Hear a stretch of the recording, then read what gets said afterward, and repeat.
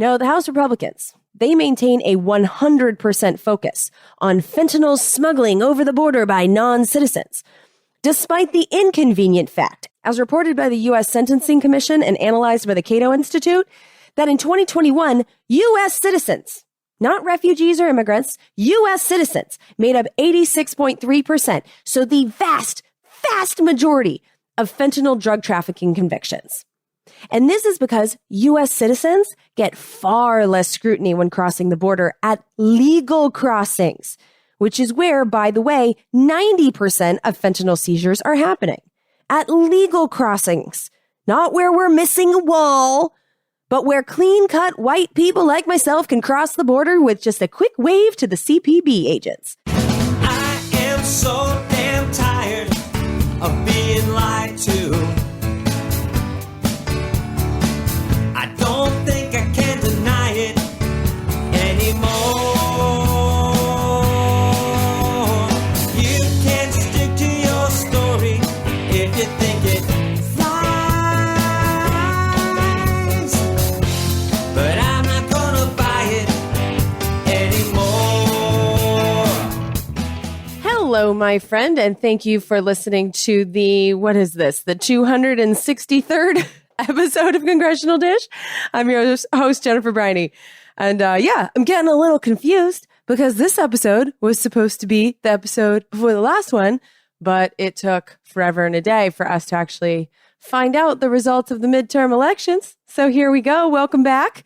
This is going to air the day after the Thanksgiving weekend here in 2022. And I am happy to let you know that for the most part, we have the results of the midterm elections. Because as I record this on November 23rd, there are still 4 House races that have yet to be called.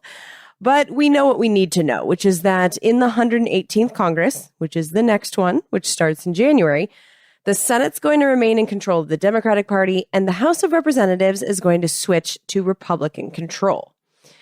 And it's been really odd for me to be watching the coverage of all this, because to those who are infected with DC brains, this has been branded as a Democratic victory of sorts because the Democratic Party didn't get their asses handed to them to the extent that the, provably worthless pollsters had wasted so much of our time predicting over the last year or so.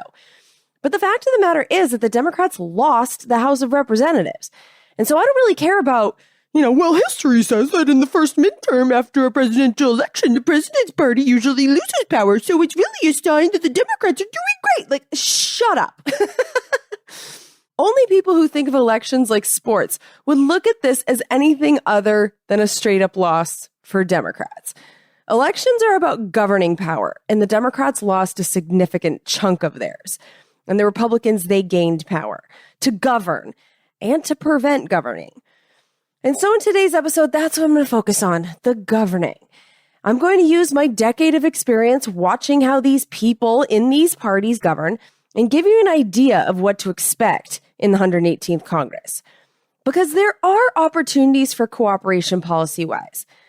The problem is that the characters most likely to be in charge in the House specifically, man, I don't know. I think there's a good chance that we could be in for a whole new experience in this House of Representatives, a whole new level of lunacy. And I'll explain that comment in detail later in the episode as well. But the thing is that the Republicans in the House, they actually put out a very detailed policy proposal before the midterm elections, unlike in 2020 when the Republicans had literally no policy platform at all. But this year, they had a plan, and they called their plan their commitment to America.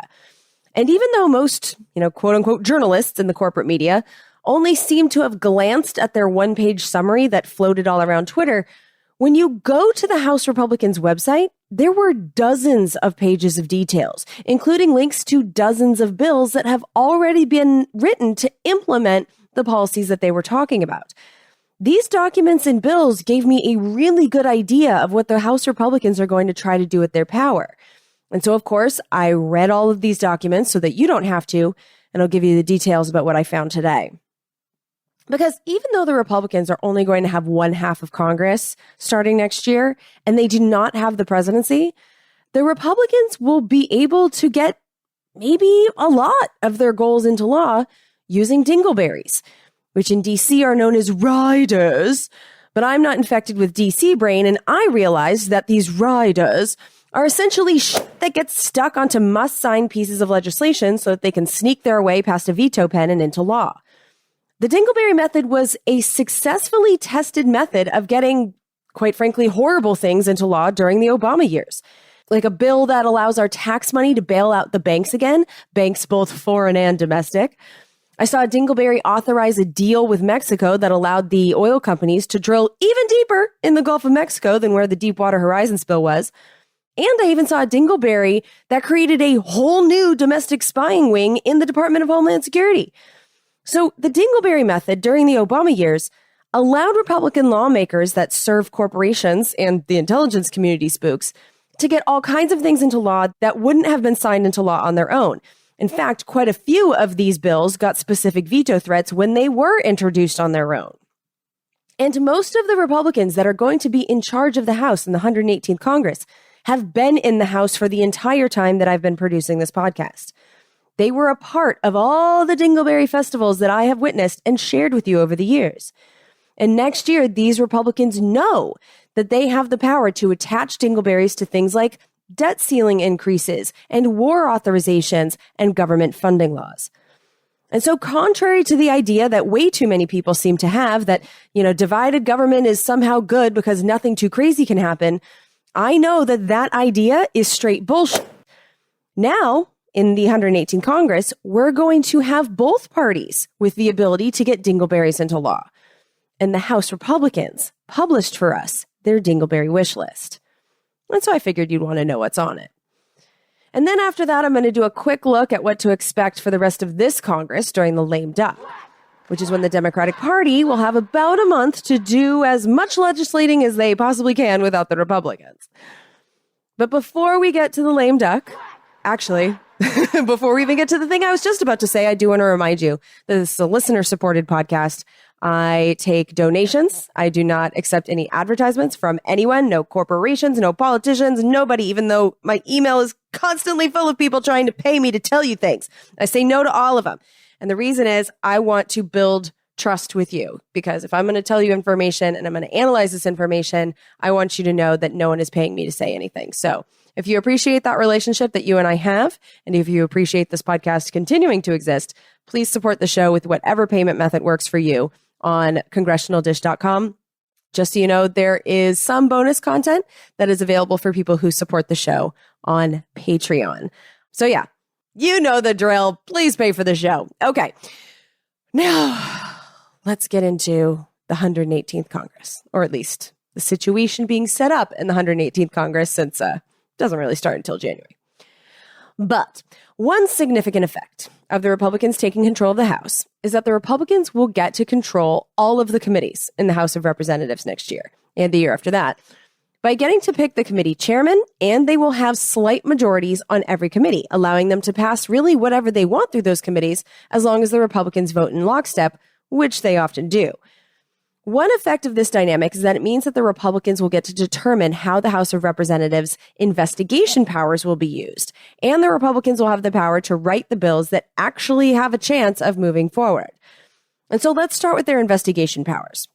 Now, what this means in terms of what we've been looking at for the past few years is that some of the investigations that I have documented on this show are almost certainly going to be dead come January.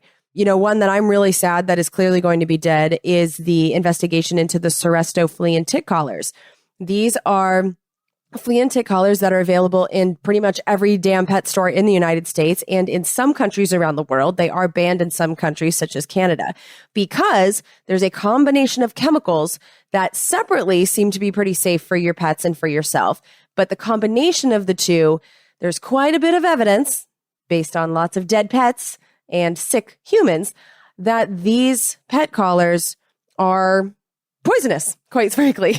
There was a committee in the House of Representatives that was investigating that, but based on the Republican behavior in that committee, where they just dismissed the importance of that entire investigation, it is very clear to me that we are not going to be able to continue that investigation, at least not in the House of Representatives, which makes me quite sad as a as a dog liver. There was also an investigation into financial fuckery, like the stealing of the deposits of season ticket holders of the now named Washington Commanders NFL football team. That investigation looks like it is going to go away. And I say that because the Republicans said it's going to go away. Another investigation that seems quite obvious that Republicans are done with is the January 6th committee, looking into the attempt by former President Donald Trump to remain president despite losing the election. But the thing is that the Democrats will still have control of the investigations in the Senate. And so if you want any of these investigations to continue, the Democratic senators will be the people you would want to contact. Although, the Democrats' power to actually control those investigations, I do have to say, is not going to be determined until December 7th, because there is a Senate race in Georgia that was basically a tie. And so Georgia is going to have an extra election to settle it on December 6th. And in that election for our Senate, the dumb NFL football veteran, Republican Herschel Walker, is going to be competing with preacher man and current Democratic Senator Raphael Warnock on December 6th. The way this is going to shake out is that if Warnock takes down Walker and sends him back to his couch to watch the NFL playoffs in January where he belongs, then the Democrats would have a 51-49 majority, which means that they would also get true majorities by one seat on all of the committees. This means that the Democrats could hold their investigations and vote on nominations and bills without really having to deal with Republican obstruction. If, however, the good people of Georgia vote for an actual moron to represent them in Congress and Walker wins, then it would be a tied Senate. It would be 50-50, and every committee would be tied too, which means it would be gridlock everywhere. And that would make it much harder for Democrats to actually get bills out of committee and to conduct meaningful investigations into things that the Republicans would prefer to ignore. And so that Georgia election really does matter for governing purposes, even if the corporate media doesn't seem to care much because their horse race is already decided in the Senate and because they suck, quite frankly, at covering governing. So I'm going to be paying close attention to the Georgia election. And if you care about governing, you probably should too. But everything is changing in the House of Representatives when it comes to investigations. And in their documents, it is crystal clear that one Republican obsession from the Trump years is going to come roaring back to life in these committees. Here is Representative Steve Scalise, who is soon to be the House Majority Leader, so the number 2 guy in the House of Representatives. And in this clip, he's going to mention Secretary Mayorkas, who is the head of the Department of Homeland Security. This clip is from September 23rd, just a few weeks ago, as the Republicans were unveiling their so-called commitment to America to the world.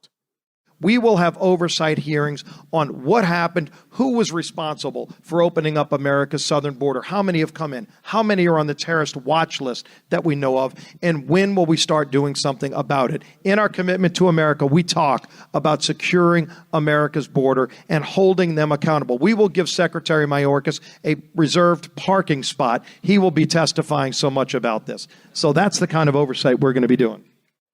And oh boy, in their commitment to America, do the Republicans have a whole list of plans for our southern border and investigating what's going on there. Because we do have a real crisis at the southern border. We have a lot of refugees that just keep showing up, millions of them, most of whom Customs and Border Patrol say are coming from Venezuela, Cuba, Nicaragua, El Salvador, Guatemala, and Honduras, which is an area of the world that has been plagued by violence and crime, and extreme meddling in their affairs by other countries, definitely including our own. But the people who live there are trying to find somewhere else to live, exactly like you or I would do if we had a high likelihood of being murdered in our current hometowns. And it is true that we have a broken refugee and immigration system. It's really hard to come to the United States and stay here legally. And so there are people who come here and overstay their visas illegally. It's a problem. The Republicans aren't wrong. We need a system that would quickly enter those who are welcome to stay in this country into our tax base and make it legal for them to work so that they are not drains on our welfare and detention systems. And we need a system that would efficiently deport people who aren't supposed to be here. Because I can tell you, if I were to overstay my visa in Europe, they would boot my ass the second that they found me. And there's really no reason why we have to allow everyone to stay because no one else does that. But our system is confusing, unfair, and unacceptably slow. And with millions of people trying to navigate this broken system, it's causing chaos. The problem is real. But the Republicans' proposed solutions are all about infrastructure and punishment instead of quickly processing the people in a system that makes sense. And so specifically, what the House Republicans plan to do is to build a border wall. They are still on that Trump bullshit.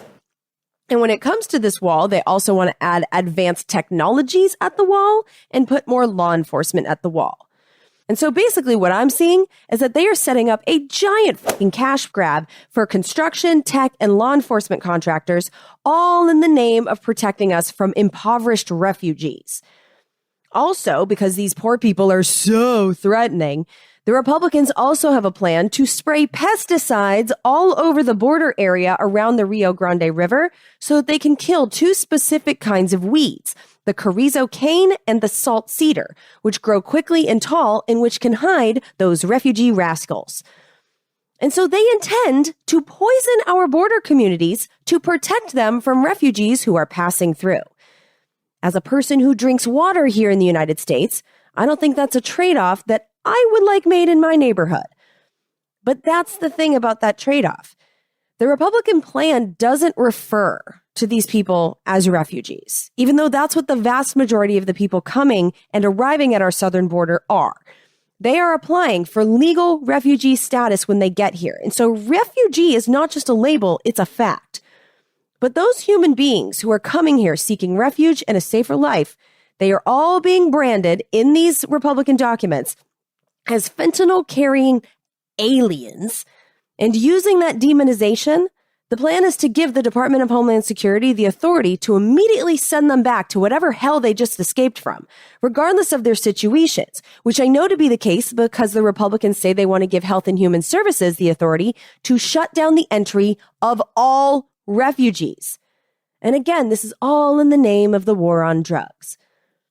But there's not a peep in any of these documents about cracking down on doctors and drug companies that hand out painkillers like candy on Halloween, which is a common gateway for Americans to become dependent on painkillers.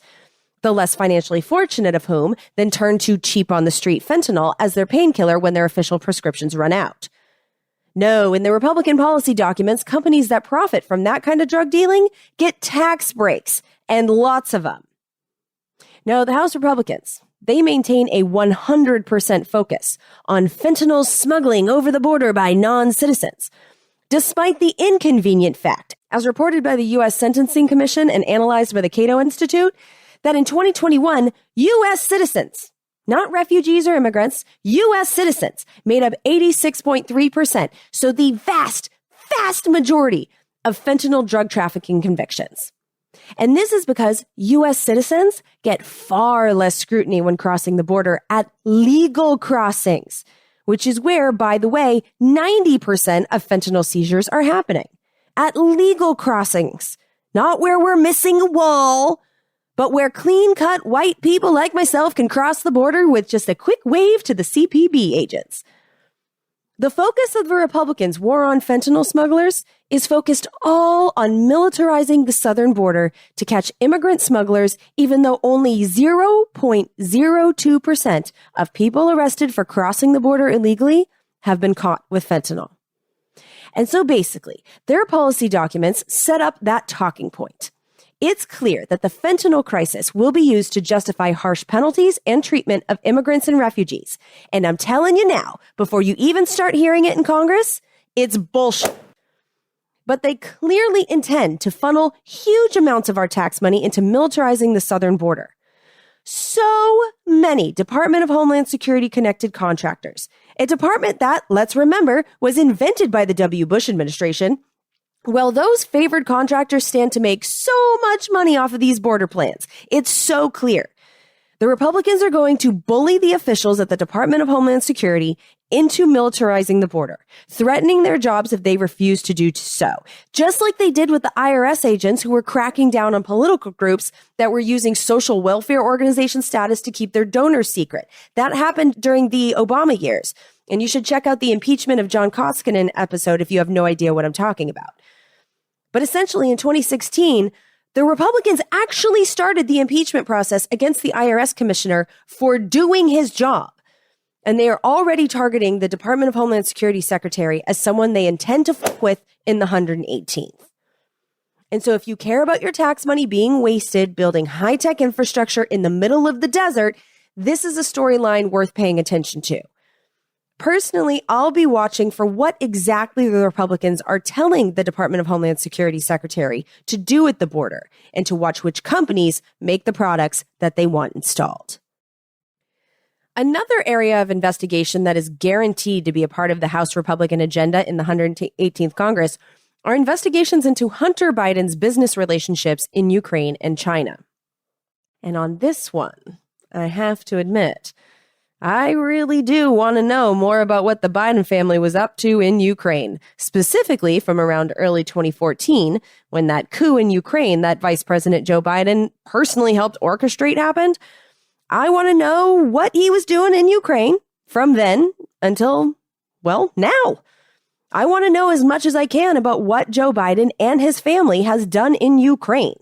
And considering that Hunter Biden, his son, with no experience in the oil and gas industry, got a job at a Ukrainian gas company right after that coup that paid him about $50,000 per month, I do think that an investigation into Hunter Biden will give us some currently unknown details about what his dad was up to in Ukraine at that time. I want to know, and I've wanted to know for years. As bad as I feel for Hunter Biden, I really do, because, he didn't ask to be born into a high-profile political family. And his drug problems are, dude, I'd probably be all kinds of fucked up with that level of scrutiny and pressure, too. I feel bad for Hunter Biden.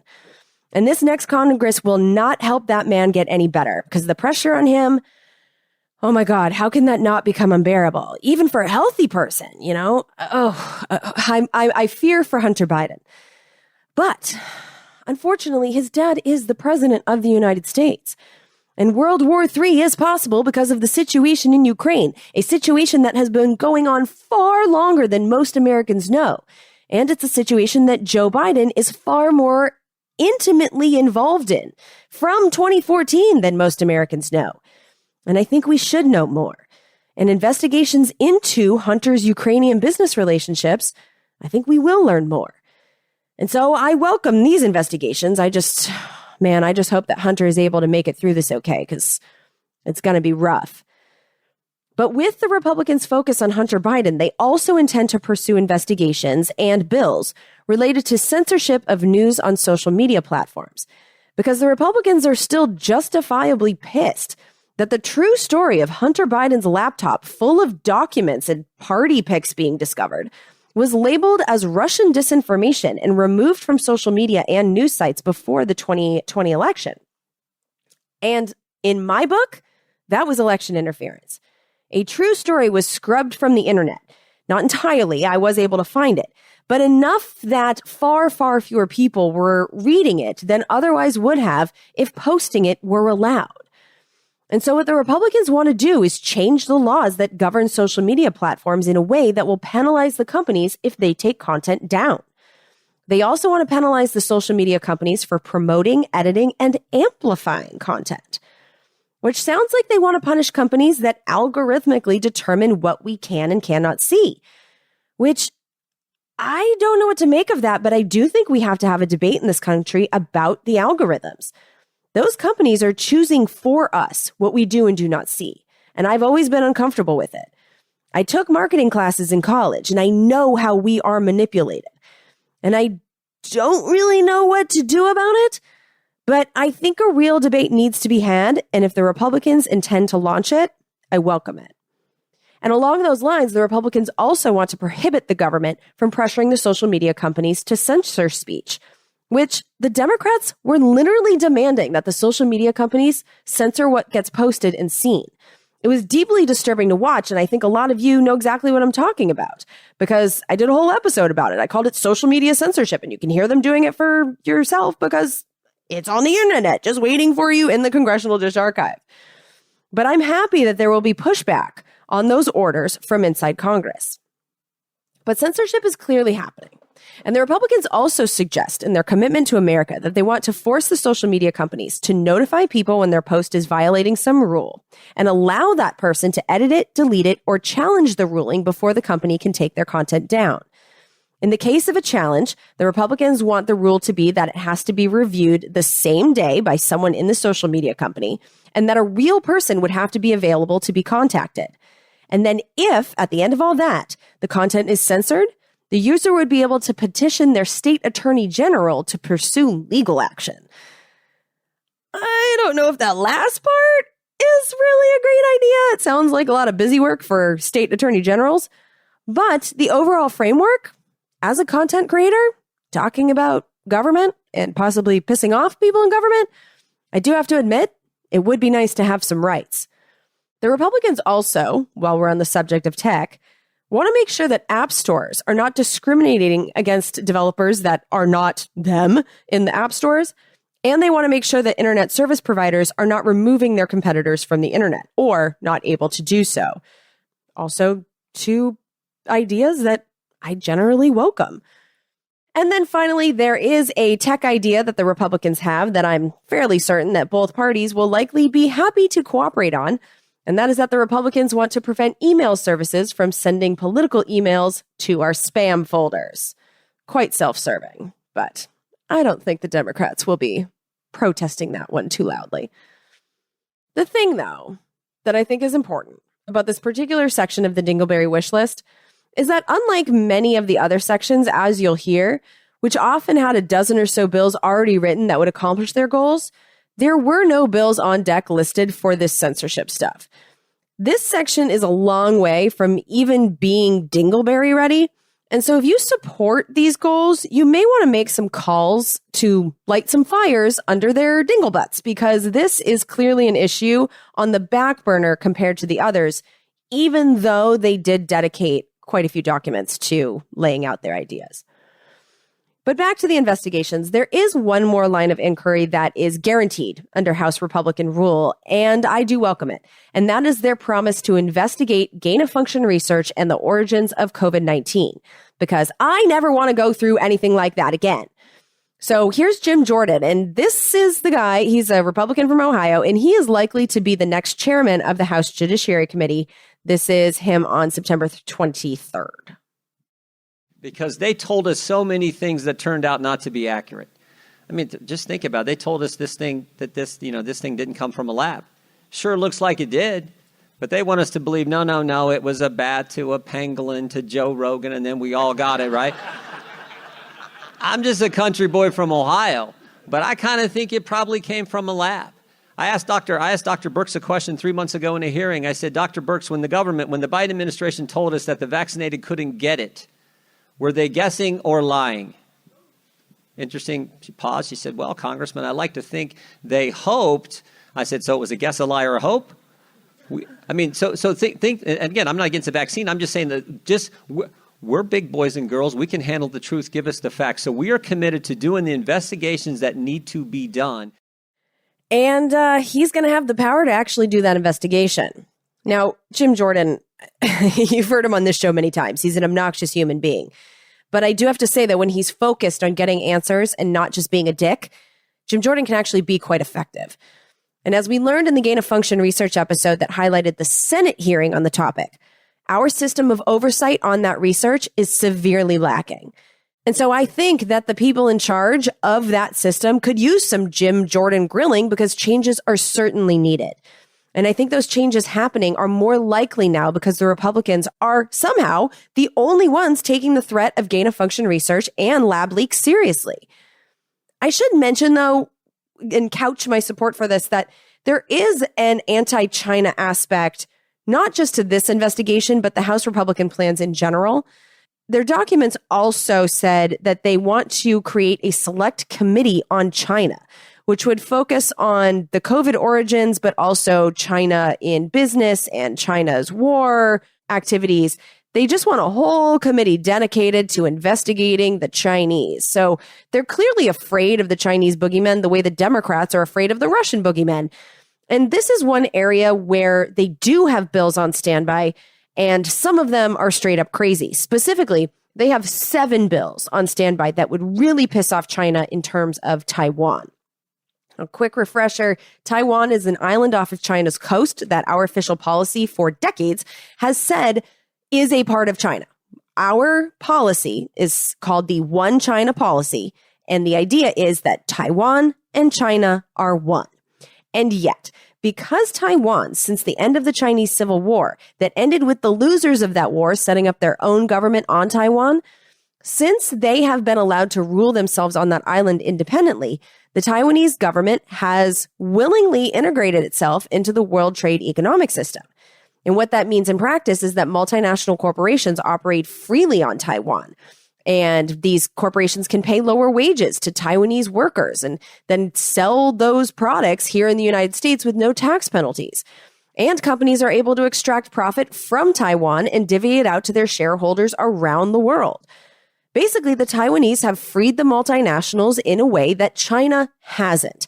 And so, despite our official policy that has been in place for decades with the One China policy, the Republican bills, well, here's a couple of them. So there's a bill by Representative Scott Perry of Pennsylvania, who you might remember as one of the whack jobs who tried to help Donald Trump stay president. He was one of the main congressional villains in the January 6th hearings. Well, Scott Perry, who was just reelected by his district in Pennsylvania, has a bill on standby that would treat Taiwan as if it were a NATO country in terms of receiving weapons and defense services from the United States. And the weapons transfers would get less oversight than they would have now. Now, this is a big deal because NATO countries are the ones that we are treaty obligated to defend, as if an attack on them is an attack on us. In the same way that NATO expanding to Russia's border has been perceived as a threat by Vladimir Putin and Russia, legally treating Taiwan as a NATO country would surely make China just as angry. And it would mean declaring that Taiwan is not a part of China. It would mean that we have been bullshitting China knowingly for decades. And it would mean that we are saying that we will help Taiwan fight the Chinese the same way we are helping Ukraine fight Russia. This bill is a recipe for World War III. And despite it being written by one of the most reckless members of the Republican Party, the leaders of that party decided to list it in their official policy platform. And we should all be concerned that this bill is being taken seriously by anyone. But unfortunately, that's actually not the craziest bill. The most reckless of all their bills is a bill by Guy Reschenthaler, who's, by the way, a Republican who ran unopposed. The Democrats just didn't even bother trying to challenge this guy. But his bill would authorize the use of military force to defend Taiwan, which is essentially an authorization for war against China. And this is the type of stuff that could get slipped onto a National Defense Authorization Act, which is a must-sign piece of legislation that gets signed into law every single year. And we need to be aware that these ideas are on the table and make sure that they don't happen. Because even though the Republicans, by controlling the House, will get to set the House schedule, it's much easier to sneak something like that into law as a dingleberry, as opposed to voting on it individually, which draws attention and guaranteed protest against it. I'm telling you, the dingleberry method, most Americans are not aware of it, but it's how most of the important governing gets done in a divided Congress. But because of the dingleberry method, we need to know the House Republican plan. And so let's get into more detail about the other parts of their plan, starting with my area of greatest concern, which is energy. Because the tone in these documents, the way they discuss renewable energy, it's not one of like, this is the future, so how do we get it done? But instead, the tone in regards to renewable energy is one of suspicion. Because it is well known and an inconvenient fact, at least on this show. Just listen to the Minerals Are the New Oil episode. It's a well-known fact that the batteries that we currently use for renewable energy require rare earth minerals that China had the foresight to strategically acquire the rights to around the world, while our country has been distracted by our fossil fuel devotion. Now, I 100% believe this is a solvable problem. There will be new battery technologies because the kind of batteries that we're currently using for solar power, for example, the lithium-ion kind that are also in our cars and our cell phones, well, lithium-ion batteries are actually not the best suited for the task of large-scale energy storage, It's just that it's already proven technology, and therefore that's what the market is comfortable with funding. But there will be other ways to store energy. We also have enormous potential to reuse the minerals we already have floating around in our country and in our pockets and in our cars. But we could implement wide-scale mineral recycling programs, and we haven't even tried that yet. We're at ground zero when it comes to that. So there's enormous potential. And I have driven and flown across this country many times now, and there are hours, even in the air, when you don't see civilization anywhere. And so there are mining opportunities all over this giant piece of land that we call the United States and in our partner countries. So I do believe that we can figure out this mineral situation. But the Republican plan? Well, first of all, their entire attitude about renewables is negative. So their commitment to America says, quote, growth of renewables and EVs, which stands for electric vehicles, will increase our reliance on foreign adversaries, threaten our national security, and ultimately increase global emissions, unquote. And they say this is because renewable energy is going to, quote, impose great burdens on the United States supply chain, unquote. As if our reliance on fossil fuels, which are priced by a foreign cartel known as OPEC, haven't caused massive supply chain costs and disruptions in the United States. It's ridiculous. But this is how the House Republicans see renewable energy, as a risk, as a danger, and as an opportunity for mining corporations. Which I actually don't think many of us are against. I'm certainly not, because we do have a lot of land with no people living on it. And so I think there's actually a lot of support for expanding mining for rare earth minerals, so long as it is done with strict environmental protection standards to make sure that our communities don't get poisoned. Because I personally know quite a bit about rural American mining communities that have been struggling with the legacy of mining pollution and the poisoning of their community. And this is because a significant percentage of my husband's family lives in a lovely, small, former mining town called Butte, Montana. Now, you might actually be familiar with it, because when Beavis and Butthead did America, they liked the name. It's spelled butt. But also, you might be familiar with its charm and beauty because the cast of Yellowstone is living and filming there right now. I love Butte, Montana. And my husband, Joe, has been my partner for almost 19 years. And over the years, I have had the pleasure of getting to spend at least a cumulative couple of months of my life in Butte. It's such a great place. The timelessness, the everyone knows everyone's small town vibe. Like, I love being a Briney in a town where everyone knows a Briney. I love Butte's traditions, and I just love everything about it. I love that town. The only thing I don't love, though, is that I can't trust the drinking water. Because in the 1870s, mining corporations started digging up the hills around Butte, searching for copper, silver, zinc, and gold, and they found and profited from a shitload of these rare earth elements. And over the years, those mines have been shut down, but the old mine shafts, which were never closed up, now fill with groundwater when it rains, and the leftover waste material gets picked up and carried into the Silverbow Creek, which runs right through the center of Butte. The Silverbow Creek is so toxic that the creek itself became and remains a Superfund site. And I've gone for runs along this creek. It's orange. It's disgusting. And that creek drains into Clark Fork River, which then contaminates the water all the way down to Missoula. And because the mining companies didn't clean up their own messes, because there were not environmental regulations requiring them to do so, us taxpayers paid for the EPA to remove mining waste, treat arsenic-contaminated soil, remove lead and arsenic from residential yards, and reconstruct the Silverbow Creek, among other projects, for 17 straight years. And the EPA has been monitoring ever since, and all I know for sure is that the cleanup is still not done. So basically, the mining companies profited for over 100 years in Butte, Montana, and we taxpayers paid. Not to mention the price paid by Butte residents who were exposed to heavy metals in their water and have been suffering inflammatory diseases, heart diseases, and all kinds of cancers. But that is actually not the gnarliest of mining legacy Superfund sites in this small town of Butte, Montana. The other one is so big, it's literally a tourist attraction. The Berkeley Pit is a 1 mile by half mile, 1,780-foot deep hole filled with toxic copper mining waste. You can go see it, which I have, for an admission of $2. The Berkeley Pit is the leftover mess made by the Anaconda Company, which operated a large copper mine from 1955 until it became unprofitable in 1982. And when they abandoned the mine and the pit and the town, they shut down the underground pumps, which caused their underground mines and the Berkeley pit to fill up with acidic water every time it rained. And now the pit is concerningly close to full, after raising 6 feet per year for almost my entire life.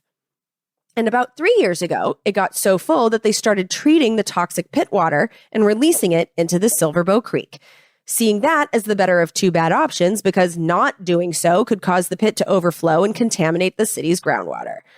And this is the plan for the foreseeable future. My family will be living in literal Superfund sites while the government uses their tax money and yours to keep the pit from overflowing and poisoning them all. And so that's a real life example that I've seen with my own eyes and that caused me to have legitimate and serious health concerns for my own family, which illustrates the real life consequences of underregulated mining operations. And so as I sit here, I want cars where they need to exist to be electric so that I don't have to breathe in toxic fumes every time I go for a walk. I want batteries and solar powers and all of the health and climate benefits that those technologies can and will bring. And I am aware that mining is a necessary part of the equation. But we have to learn the lessons of Butte. We have to have strict environmental regulations so that communities like Butte don't have to suffer and so that we don't have to pay literally endlessly to clean up the toxic messes of the corporations will make. And so my concern with what I have seen all over the Republicans' Commitment to America policy documents is that they intend to expand mining operations in the United States by making it easier for corporations to get permits. Their plans do not prioritize protecting our communities, our families, by making sure that our water sources are not poisoned by easier to authorized mining operations.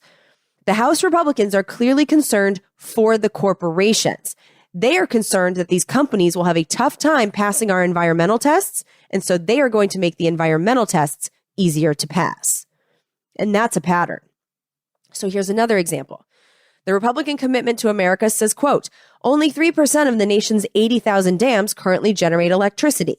Many of these existing dams in the United States could be equipped with turbines and generators to produce up to 12,000 megawatts, unquote. Now, the problem with that statement is that it simply isn't true. Hydroelectric plants need large reservoirs to provide a consistent stream of water, which in the entire western quarter of our country is in diminishing supply. Big drought. Doesn't seem like it's ending anytime soon. And so in the United States, according to the engineers at MIT, the Massachusetts Institutes of Technology, we have already built out most of our suitable hydro resources. And so the idea that we have a bunch of dams that are just not being equipped with hydropower but could be is simply nonsense. But I don't think the hydropower itself is really the House Republicans' goal because their documents say, quote, some of the main obstacles to current and future hydropower production are environmental opposition and onerous and lengthy licensing and relicensing processes for hydropower projects, unquote. Which means that their true goal is to weaken environmental law and make permits easier to get regardless of environmental concerns. And they have a bill on standby written by Kathy McMorris Rogers that would speed up hydropower permitting and define hydropower as a renewable energy, which would divert money that currently goes to wind, solar, and geothermal projects over to these hydropower projects as well. And so even though renewable energy is given lip service in the House Republicans' plans, the details of their intended actions imply that renewable energy will be a talking point used to weaken environmental laws. And just to be clear, because I know how this sounds. It sounds awful. But I don't think that they are doing this because they're like evildoers who want to poison our communities, even if that is the result of their policies. The good that these people seem to think they're doing is helping the corporations because they seem to genuinely believe that what's good for the often multinational, not even American corporations, but what is good for them is just plain good.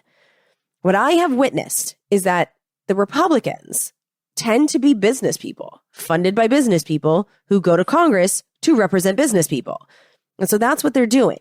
They are doing what is good for business.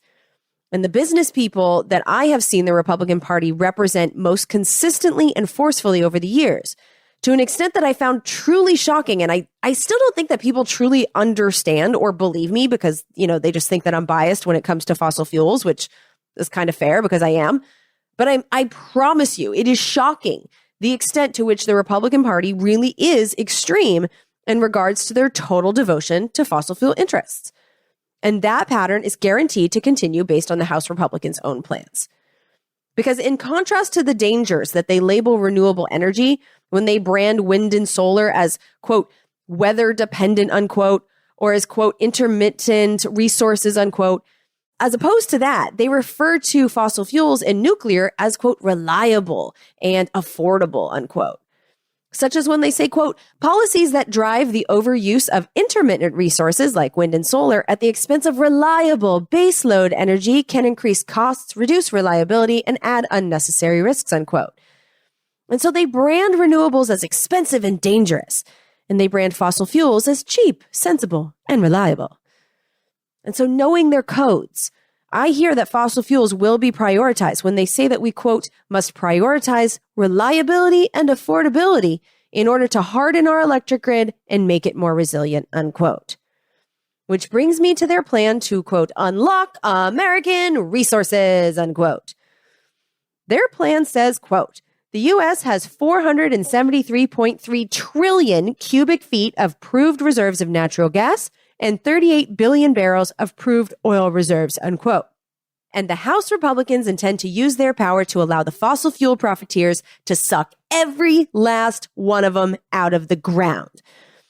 They specifically plan to do this by forcing President Biden to approve an additional 4,400 applications for permits to drill for fossil fuels.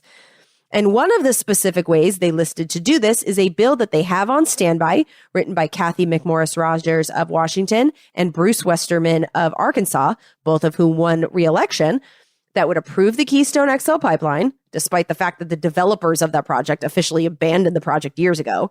But this bill would also make permitting easier for gas import and export facilities and make it hard to deny fossil fuel and mineral mining leases. And this is significant because Kathy McMorris Rogers currently serves as the Republican leader on the House Energy and Commerce Committee. And so she is most likely to be in charge of that committee come in January.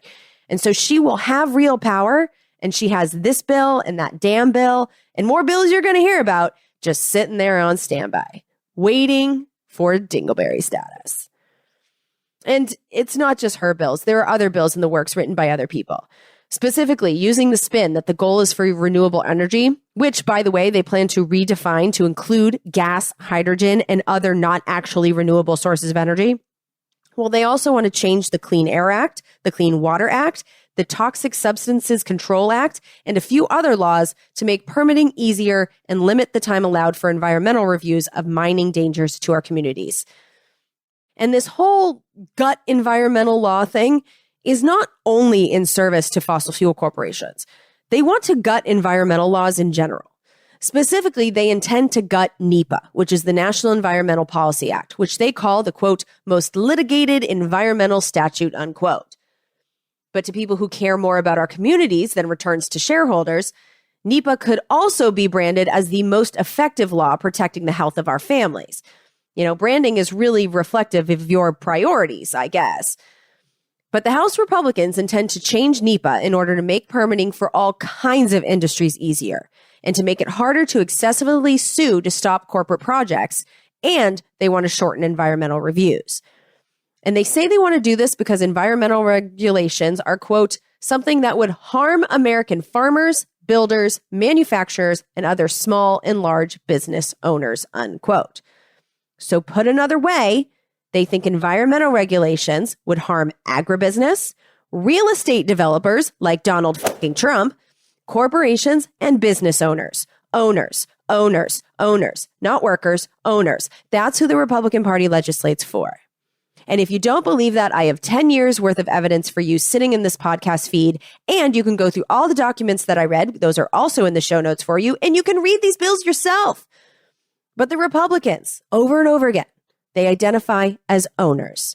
They help business, even if it poisons us, but they think helping business is the good they are doing. Never forget it. It will help you understand everything they do. And they already have several bills written that would gut NEPA, in all cases making permitting easier for corporate owners. One of their bills even forces the Interior Department to process fossil fuel permits regardless of all civil lawsuits, essentially taking away your right to sue fossil fuel corporations in civil court. And what's fascinating to me about their devotion to fossil fuels is that it's their foreign policy as well. So they have a bill written by Michael McCall and again, Kathy McMorris Rogers, both of whom are in committee leadership positions.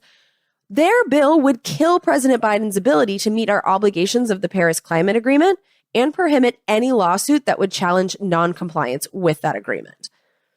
I mean, it is so clear over and over again in multiple documents that the Republican plan is drill baby drill, dig baby dig, burn baby burn, and cut baby cut. Because they also intend to make permitting easier for logging in the name of fire management and supply chain disruption.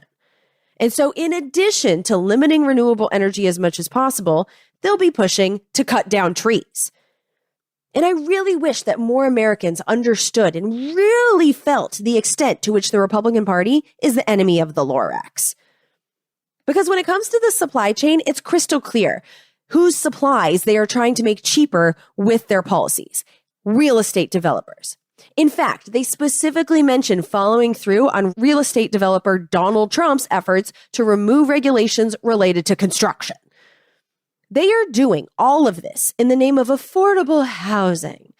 But mowing down trees and building more tiny boxes on hillsides is not our only solution to affordable housing.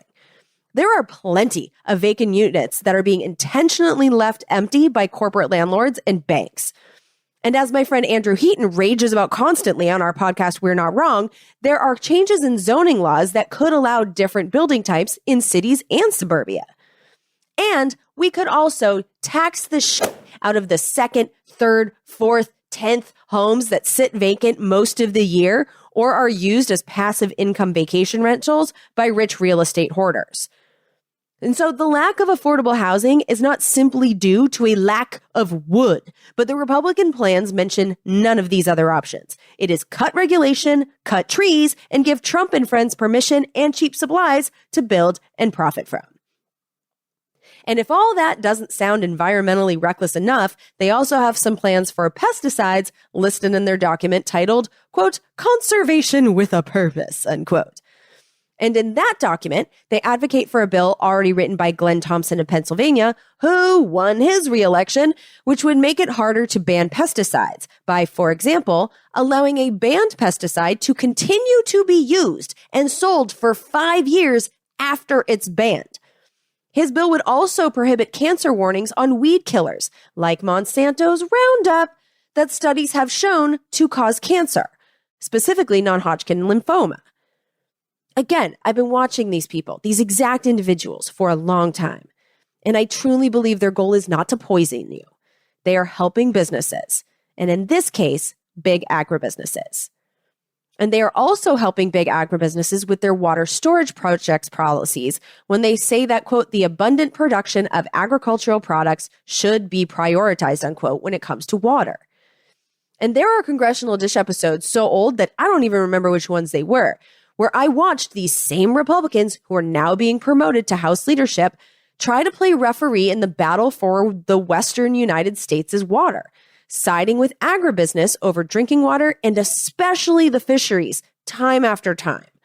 The Republicans have consistently adopted a the fish position. And again, I can't remember what episode this was from, but I found these clips in my notes from a particularly ridiculous and memorable debate that took place in the House of Representatives in February of 2014, so 8 years ago, more than 8 years ago, about a bill that would prioritize California's drinking water in a way that would divert water towards the big agribusiness resources in Central California. And so in this little montage here, these are all Republicans. For years, San Joaquin Valley farmers have been fighting against federal regulations and environmental lawsuits that have diverted water supplies in order to help a 3-inch fish. Dump this water into the bay to protect their stupid little fish. So what does this bill actually do? Well, first and foremost, it puts families before fish. This is a problem that can't be fixed by people who want to protect little fish, Mr. Speaker. Now, most of those guys aren't in Congress anymore, but one of them sure is. The "we put families before fish" guy? That's Kevin McCarthy of California, the man most likely to be our next Speaker of the House. And so it's not surprising, but we should be aware that their water policies have not changed. The Republicans are still advocating for agribusiness, who, by the way, I have family in Central California. They live literally in between the farms. And the big businesses are not being forced to install equipment that would make their fields far more water efficient. They are not installing so-called drip technologies. They are also, these giant farms are still allowed to essentially flood their fields, which is so water wasteful. And so I just want to be clear that I know that food is obviously important, and we, of course, want and need that industry to succeed, especially in California. But we don't have to divert our water resources to that industry so that they can be water goblins just because it's cheaper for them to do so. We can and should regulate them in a way that requires them to use the most up-to-date technology for water resources management. Giving them most of our water, the Republican plan, there are other ways. Yes, using regulation. There are other ways using regulation to make sure that there is enough as possible for everyone who needs water, including the fucking little fish. But it's not just the little fish who need to be concerned for their own health once the Republicans regain their dingleberry powers in the House. But human Americans need to be a little concerned as well. Because what I documented in excruciating detail for most of the last decade until a dying John McCain put the squash on his party's truly awful plans, what I documented was a Republican Party attempt to dismantle the Affordable Care Act and allow health insurance companies to freely take your premiums and be required to provide you almost no health care coverage in return. Just listen to the Repeal and Replace episode for all of the truly awful details about what most Republicans try to do to our healthcare system. But unlike with water resources policy, where the policy really hasn't changed a damn bit, when it comes to healthcare, I am happy to say that the House Republicans' plan has moderated quite a bit. So in their commitment to America, their ideas for healthcare are to expand telehealth access, to basically make the COVID authorizations permanent, which sounds pretty good to me, especially as a full-time traveler. The Republicans also say that we should build up our supplies of testing and PPE equipment. Sounds great. Let's not be reliant on other countries for things like masks. The Republicans also suggest giving patients ownership of their health data, letting us decide who it can be shared with. And I also think it's important to have interoperable electronic healthcare records, which the Republicans suggest as well. Because there's this commercial that's been on during NFL football games, and my husband and I keep laughing about it because in the commercial for some drug, who knows, but it goes, tell your doctor if you've had a heart transplant. And we always look at that and we're just like, how does your doctor not know that you're operating on someone else's heart? Like, it just seems like something that should automatically be in the file. But in this country, we don't have interoperable electronic healthcare records. So I think the Republicans are onto something there. The Republicans also actually suggested lowering prescription drug prices in ways that were already done by the Democrats in the Inflation Reduction Act. So that was kind of funny. But they, on top of that, suggested that patients get to pay the same rate for a drug, regardless of where we get it from. So whether we get a drug from a hospital or from our doctor's office or from a pharmacy, it should cost the same across the board. Who disagrees with that? The Republicans also want to make health savings accounts accessible to more people. Health savings accounts are essentially tax-free accounts that you can use for your medicines. So if you go to like Walgreens and you get a prescription or you get something over the counter, like it's valid for Advil and Tylenol and my favorite NyQuil.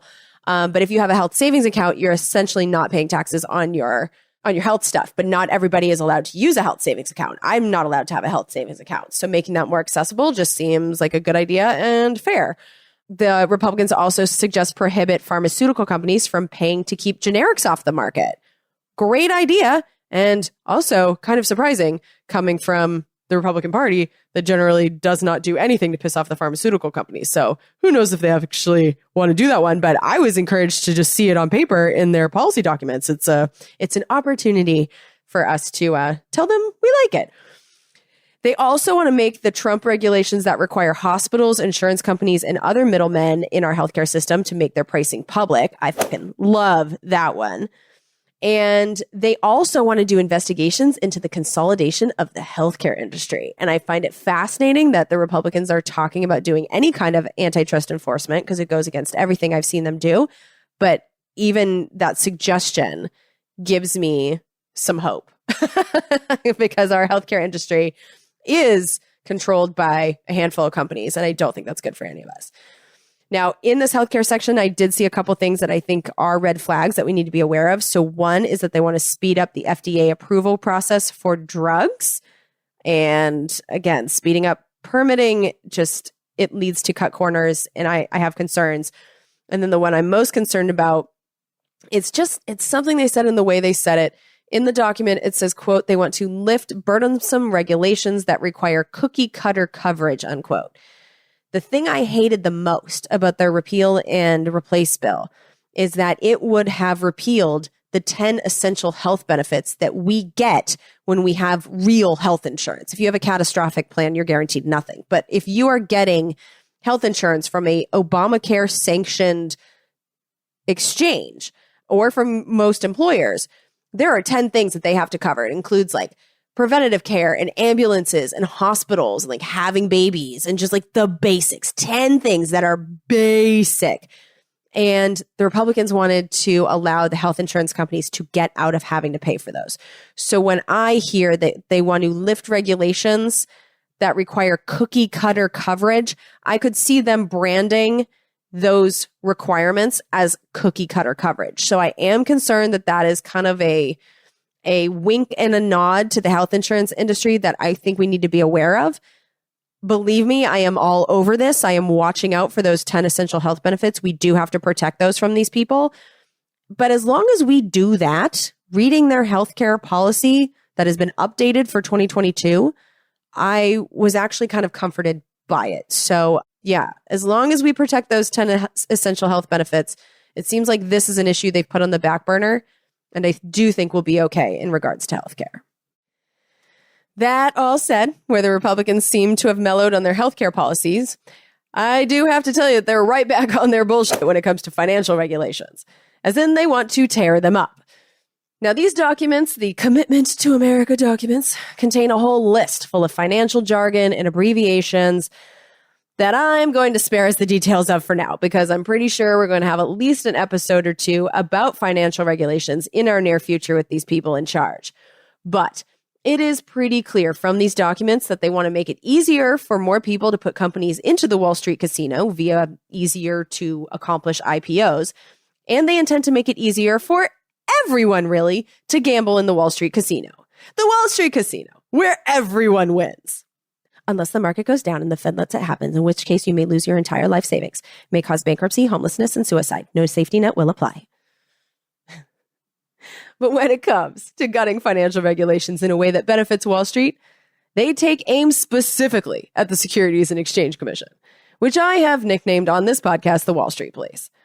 In their Commitment to America, the Republicans say they intend to prevent the Securities and Exchange Commission from requiring Wall Street companies to report their political spending and their pollution records. They say that requiring this information from Wall Street companies would, quote, hinder American companies' access to capital, unquote. As in, companies would have trouble getting loans for projects that pollute or getting loans due to bad press from legally bribing politicians. And so the Republican solution to that is to allow the Wall Street companies to hide their pollution and their legal bribes to people such as the House Republicans. And they have a bill already written that would do just that, along with multiple bills, again, already written, which would limit the SEC's authority in general. And of course, on top of preventing financial regulations, the Republican plan includes tax cuts. Specifically, of course, for rich people and businesses. Their Commitment to America makes it crystal clear that they are going to dust off the old death tax label, as in they don't want to tax rich kids' inherited wealth. They also have a whole list of bills already written for business tax cuts, with a whole special section highlighting tax cuts for pharmaceutical companies. And they are going to make it harder for our federal government to collect the taxes that it is owed by the rich people and corporations that they serve, who have the most complicated tax returns and therefore would require the most manpower to police. And here's how they plan to do it. Here is soon to be probably Speaker of the House Kevin McCarthy in a town hall that took place on September 23rd, unveiling their commitment to America. Because on our very first bill, we're going to repeal 87,000 IRS agents. Now, those 87,000 new IRS agents, which were authorized and funded by the Inflation Reduction Act and whose employment has been predicted by the Congressional Budget Office to pay for itself many billions of times over, well, those 87,000 new IRS agents were necessary because of consistent slashing of IRS funding over the years by members of the Republican Party. And clearly, they're back on that bullshit too. So much for being fiscally responsible. And then finally, one of their main priorities, which was mentioned repeatedly in their Commitment to America town hall, has to do with our nation's schools. The House Republicans plan to give parents a Parents' Bill of Rights. The Parents' Bill of Rights. The Parents' Bill of Rights. Parents' Bill of Rights. The Parents' Bill of Rights. Parents' Bill of Rights. Oh, yes, they love that title, the Parents' Bill of Rights. And it is fundamentally federal regulation of schools. One of the things that it would do is it would make states require that schools post their curriculum publicly. Schools would have to publish their budget. Schools couldn't share student data with tech companies or sell their data. States would have to publish revisions to standards or learning benchmarks. Parents would have to be notified of a school's plan to eliminate gifted programs. Schools would have to give parents lists of all the books in the library. Schools would also have to have 2 in-person meetings with parents each year. Parents would also have to give consent before the school could give a mental health screening or substance abuse disorder screening to a student, which is a little concerning. And then parents would also have to be notified if there's any violence occurring on school grounds. Another part of the Parents' Bill of Rights that is mentioned in their policy documents is they want to expand what they call the Choice Program, which is essentially an expansion of charter schools, which are public schools that are usually managed for a profit. So it's like a partial privatization of our public schools. And there have been many instances that have been documented now of waste and fraud in that system, of taxpayer dollars going to these so-called public schools, but because of the privatized management, people in administration getting like $1 million a year in salary, or the managers hire their brother's furniture company at really high rates to put furniture in these new charter schools. So I understand that people love charter schools, but there's a scamminess to their finances. And I do have to tell parents that if you love your kid's charter school and you want to protect it, I highly recommend that you do your due diligence and make sure that your charter school is not a part of this graft, quite frankly, because people like me, I am getting sick of seeing my money wasted because I don't have kids. So I am paying for your kids' education, and I'm one of the people who advocates for doing so. I think it's good for society. So even though I get no direct benefit from that whatsoever, I do think it's good for the country as a whole, but I'm not cool with wasting my money. So if you like the charter school system, I highly suggest that instead of emailing me and getting pissed at me because I point out the waste and graft in that system, I suggest you do your part in telling your representatives you want the waste to go away, because there's going to be more people that are against charter schools in general if it continues. So off my soapbox, but they do intend to expand the charter school system. That is quite clear. So that is what they plan to do with education. I don't really have a lot of thoughts on that. Again, I don't have kids, and I don't have any feelings about this because I don't have kids. But let's just acknowledge what this is. This is a plan to micromanage the administration of public schools at a federal level. And states' rights Republicans are the ones that are saying they want to do it. So let's just acknowledge that hypocrisy for a second. If you want to keep the federal government out of education, this is the opposite of that. And I also want to acknowledge that while those items in their Parents' Bill of Rights were listed in their fancy one-pager that was intended to be passed around widely, in their more detailed explanation, there was a bill included that was written by an asshole named Greg Stube of Florida, who won his reelection too, that would prohibit kids who were born male from participating in girls' sports. And this bill would target all federal fund recipients, which means it would target all schools, from preschool all the way up to colleges. Now, I get that I don't get why this has been such a big deal in this country and why it has now been years where we are focused on these trans kids as if their issues are a big problem. I don't actually understand that. But I do understand that when it comes to women's sports, and I say this as a woman athlete, there are college sports where there are scholarships on the line, where there's real money and opportunities that would be taken away in the extremely rare instance that a man transitions to become a woman in order to jump in front of, physically inferior women and take those opportunities away from them. It's so rare, but I do understand that there could be scholarships and those opportunities on the line. I also understand that when it comes to trans rights, when it comes to like prisons, it can be dangerous to allow biological men to say they're transitioning and becoming a woman and let them into women's prisons, and then women get hurt.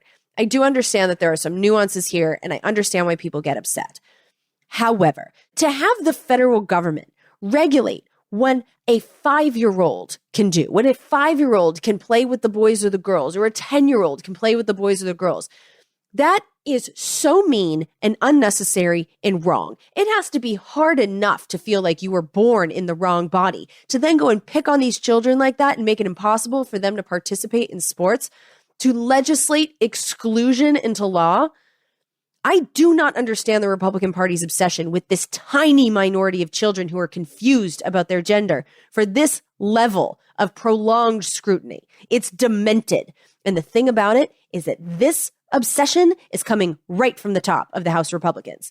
Here is probably soon-to-be House Speaker Kevin McCarthy just a few weeks ago, September 23rd, at the unveiling of the House Republicans' plans. And we believe in fairness. We should ensure women only compete in women's sports. Even the Republicans that were there were like, okay, like this is not something that I think the American people are all fired up about. I think the American people, most of us know that it is unnecessary and mean. And on the list of problems that we have in this country that need to be addressed at the federal level, the handful of born male athletes that may transition at some point and want to continue to play sports is not even on the list. This is bigotry, and it's on the House Republican agenda. And I want as many of my pain in their liberal ass activist friends to be aware of it and gear up to fight it. Because I took a lot of shit about a year ago because I like Dave Chappelle and because I continued to like him even after that special. But Dave Chappelle was telling jokes. The House Republicans, likely to be led by Kevin McCarthy, who made that comment really out of nowhere. So it was just like on his mind as a priority. These are a group of people with real power starting in January who have their aim set at legislating exclusion for small, confused children. That's crossing a line. And I will be checking every must-sign piece of legislation in the 118th Congress to make sure that if this idea becomes a dingleberry, as many people will know about it in an actionable amount of time as possible. As sick as many of us are of this topic even being a topic, and as unnecessary a focus as I absolutely think it is, we have to focus on it for the next 2 years, because Kevin fucking McCarthy will be. And when it comes to the 118th Congress, Kevin McCarthy being the Speaker of the House, that has me more concerned than I have been about any upcoming Congress in my career. Because even though there's still a few House races left to call, we know that the Republicans will only have a handful of seats guaranteeing their majority in the House. And right now, well, Kevin McCarthy is the front runner to be the Speaker of the House, but there is a bit of a mutiny afoot. Some of the crazies in the Republican Party are trying to get someone else to be the speaker, but they haven't really decided who they want. I mean, it's all very stupid. Kevin McCarthy is probably going to be the Speaker of the House. But the point is that the stupid in the Republican Party, they will be empowered because of how little wiggle room Kevin McCarthy will have as the leader of that party. And how little wiggle room he even has to become the leader of the House of Representatives. His path to the speakership will probably be paved by making promises to the most extreme wing of the House Republicans, which is a wing populated by truly unwell human beings. There is something wrong with Marjorie Taylor Greene and Paul Gosar and Scott Perry and Louis Gohmert. And Kevin McCarthy has already proven that he is willing to deal with them as if they are respectable and rational.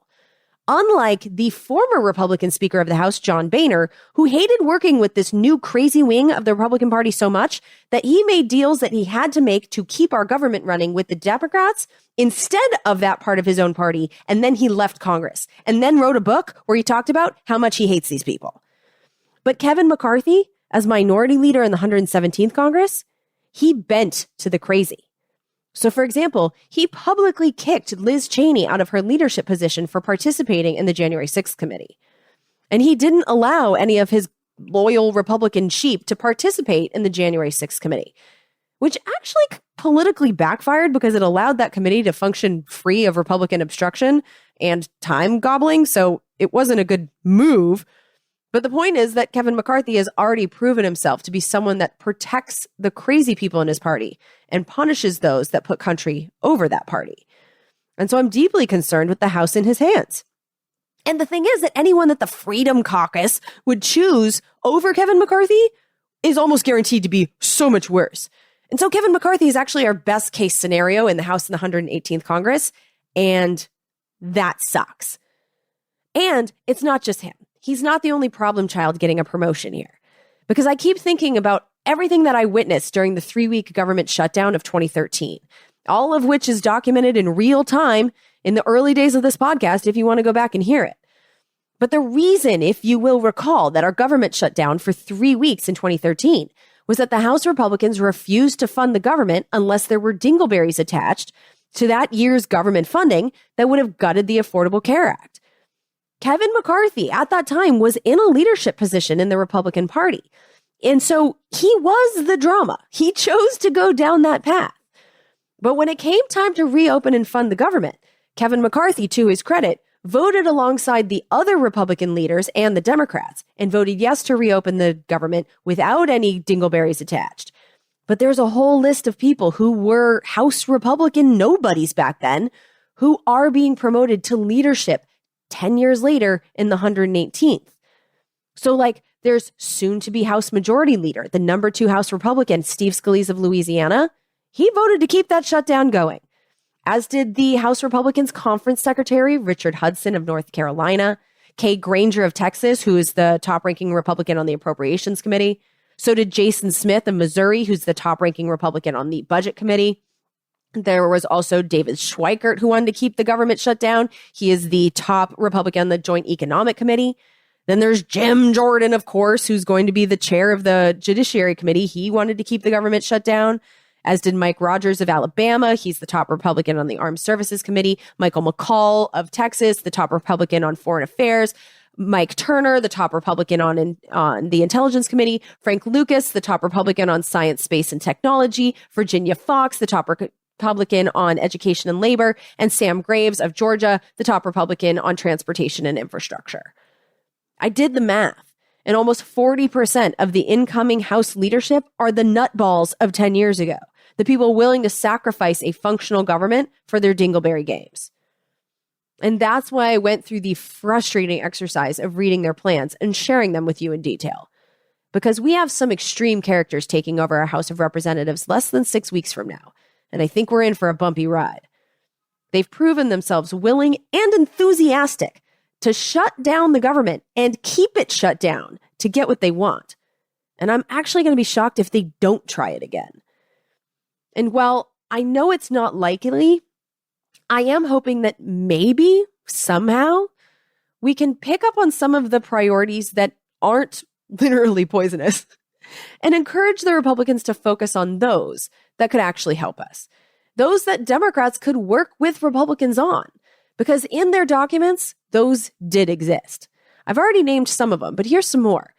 So the Republicans said that they would like to have more research funding, just like the STEM funding in that bill that, gave a bunch of money to semiconductor companies and had no requirements that they share the profits.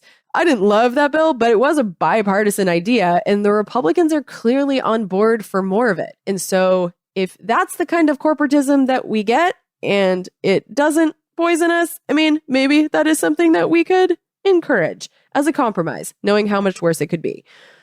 Also, when it comes to energy, the Republicans are fully on board with the whole hydrogen economy thing, which can either be a way to weasel fossil fuel gases into renewable energy funding, which, most hydrogen is produced right now using natural gas. So that is, the way the winds are blowing.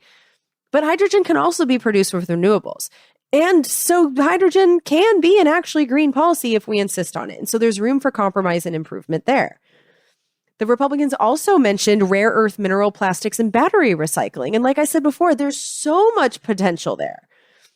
And there was also a bill by Republican Jason Smith that would double the child tax credit and make it permanent. And I'm pretty sure that every single Democrat's already on board with that. There was a bill by Kevin McCarthy himself to save the giant sequoias in California by maintaining the land around them. Why not? Instead of cutting down trees, let's keep some up. And when it comes to education, they suggested funding technical classes in middle and high school. And they suggested maybe apprenticeship programs and allowing Pell Grants to be used to pay for occupational programs, not just, liberal arts colleges and stuff. They also suggested allowing banks to limit student loan amounts based on the student's major and other factors. And maybe there should be more scrutiny in student loans. I know way too many people that got very large loans without a plan for their future and now have been saddled with those loans for decades. Like, maybe the banks should be taking a closer look. So I think there's some room for compromise there. And then finally, when it comes to children, they also had an idea that we talked about in the baby formula shortage episode, an idea that would allow foreign imports of baby formula, not just in emergencies, but all the time.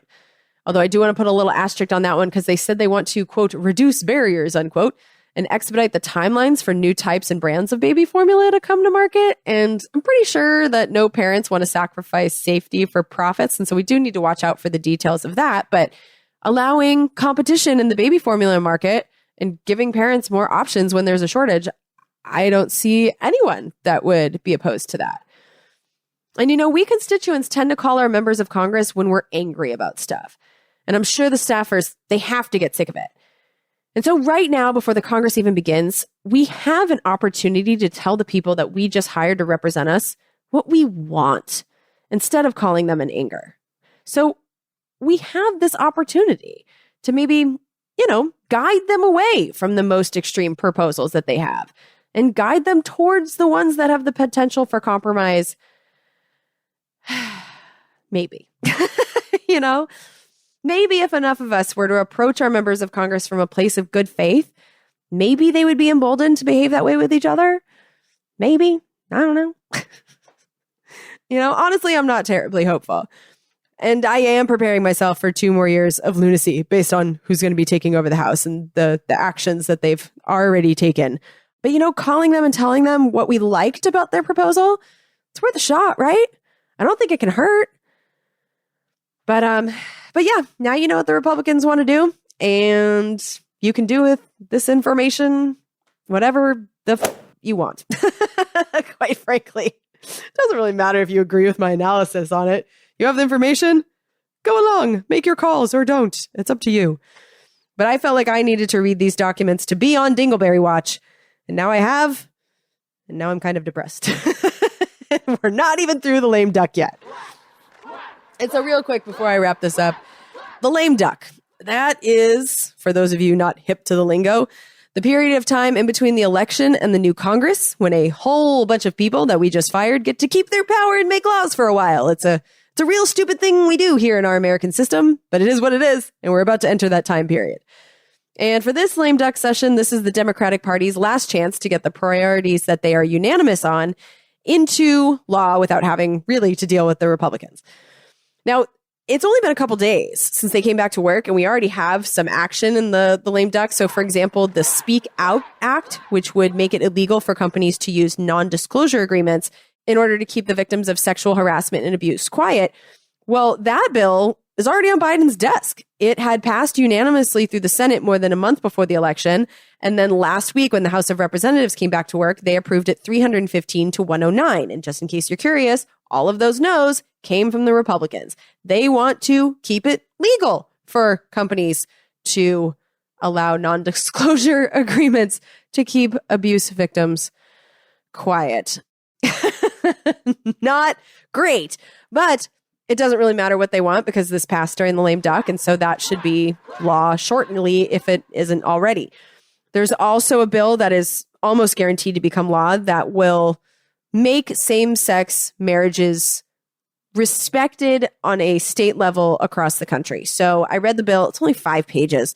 And essentially, when a same-sex couple gets married, their marriage will be valid and they will have the same rights as everybody else all over the country. This bill does not require religious institutions. In fact, they are specifically exempted from having to participate in officiating same-sex marriages. In fact, states don't even have to perform same-sex marriages, but they do have to grant the same legal rights to same-sex couples as they do to heterosexual couples. It's all about guaranteeing rights. And so, yeah, it's a great bill. There's nothing crazy in it. No dingleberries. It's already gotten past the filibuster in the Senate, which was its biggest hurdle. And 12 Republican senators joined all the Democrats and independents to make that happen. And so now it goes over to the House for final passage, where final passage is a damn near guarantee and Biden will sign it. The bigger issues for this lame duck session are going to be the must sign legislation, which it doesn't really matter that it's must sign at this point because the Democrats have the House, the Senate, and Biden has the signing pen.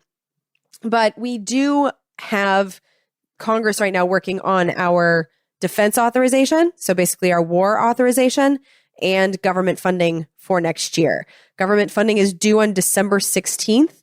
There is no signs of that being done, but I do know that the Democrats do feel the fire under their asses to get that done before they go home for the holidays, because if they kick that deadline again, then it empowers the Republicans to fund the government. So I am quite confident that before the beginning of the 118th Congress, I do expect that our government is going to be funded until at least September 30th. And then the defense authorization, that is what I'm going to be looking into either for the next episode or the episode after that. I do know that they are possibly making some changes. So after Thanksgiving, I'm going to see what the situation is. I'm going to do probably one episode in December just because I want to take the holidays off. I don't really want to work through Christmas again. So there will be one episode. Maybe I'll do a hearing episode or something for you for over the holidays. I don't know. Yeah, I'll be watching The Lame Duck. And then in January and February, possibly going into March, I will be telling you what is in these massive bills that are going to become law, because the NDAA and the government funding are always thousands of pages long. So it's going to take me a minute to get through those. But I will not let dingleberries get by me this year. So that is the plan for Congressional Dish.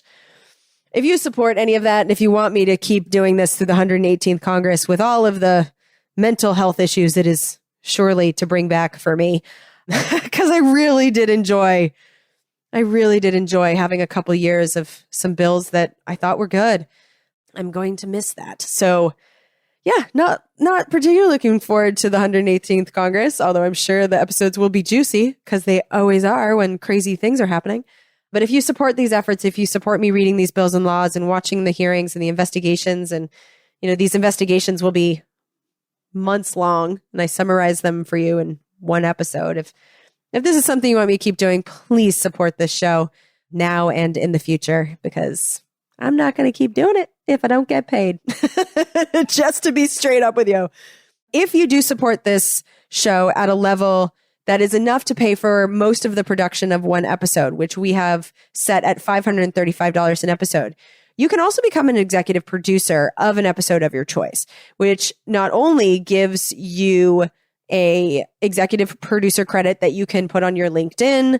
These are real credits because you're paying for a significant portion of an actual show, but you also get to put your name on the episode of your choice, which lends that episode your vouch and also moves it up the ranking of the most popular episodes of Congressional Dish. And so with that in mind, I would like to thank David Waldstein. He is our new executive producer for episode 135, Education is Big Business, which is the episode I produced about the Every Student Succeeds Act, which is that's a really good episode to listen to if you want to know more about charter schools, because that bill, which became law, is what expanded charter schools in the United States. And so David sent in a note along with his executive producer request. He said, hello, Lauren and Jen. If you're not in the know, Lauren is my sister. She's my accountant. She's the best. But David said, hello, Lauren and Jen. My name is David Waldstein, and I'm a longtime producer of the show. Just want to check and see if I've yet qualified for executive producer status, which he did. And he said, if so, please put me down as an executive producer for Congressional Dish 135. I am a teacher, and that is the episode that really got me into this amazing podcast. Unsurprisingly, there are many still trying their best to privatize education. Even in public schools, the testing and textbook companies hold huge sway and make billions off things that are rarely for the benefit of our students. Thank you and keep up the good work.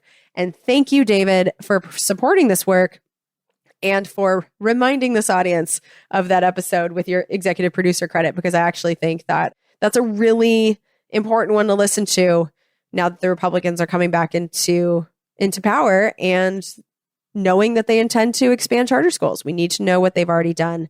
And that is definitely a part of the law that they would be tweaking with dingleberries with their education plans. So, all right. I am sick of this episode. I don't want to read Republican policy documents anymore and no more of their talking points. And so I'm recording this on the day before Thanksgiving. You're going to hear this after Thanksgiving. And so I hope that you had a wonderful Thanksgiving celebrating with friends or family or eating turkey in bed, watching football, however you choose to celebrate. Thanksgiving is my favorite holiday. It's the only one that's not completely corrupted by consumerism, although the day after it sure as hell is. But I love Thanksgiving. And this year, as I am gobbling up my turkey, I will absolutely be giving thanks to every single one of you for listening to this podcast, for sharing this podcast, and of course, for financially supporting this podcast and keeping it going all these years. So yeah, I'll be back soon as we wrap up this Congress and get ready for the next one. Until then, gobble, gobble. Happy Thanksgiving. Talk to you soon. Bye. We're surrounded now by liars coming at us through our TV screens. We don't have a domestic spying program. They're content to fight in black and white despite the many in-betweens.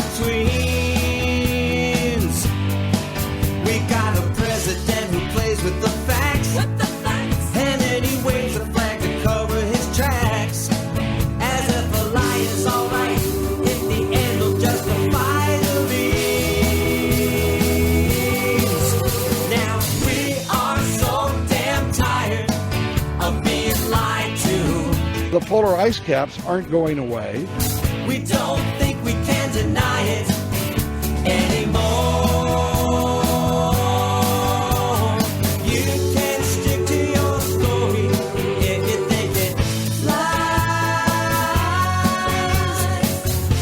But we're not keeping quiet anymore. We are so damn tired of being lied to. Government jobs consume the profits of the private sector. We don't think we can deny it anymore.